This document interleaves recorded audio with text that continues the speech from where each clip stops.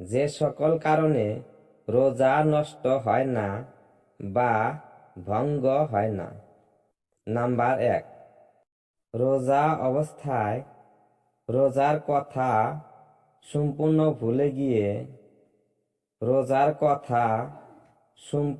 ভুলে গিয়ে পানি পান করলে বা কিছু খেয়ে ফেললে কিংবা স্ত্রী সহবাস করলে এবং মনে হওয়া মাত্র তৎক্ষণাৎ বিরত হলে রোজা ভঙ্গ হয় না।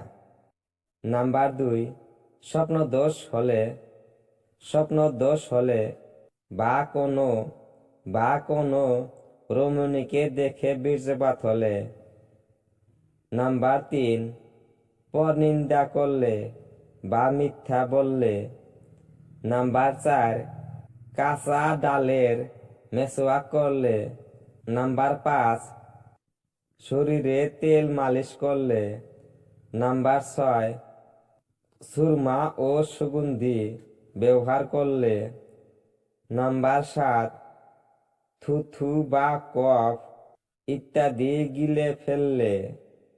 নাম্বার 8, ফরজ গোসলের পূর্বেই রাত্রি প্রভাত হয়ে গেলে। নাম্বার 9, কানে পানি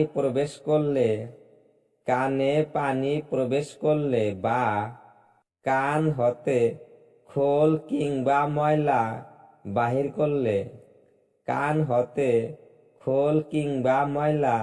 বাহির করলে।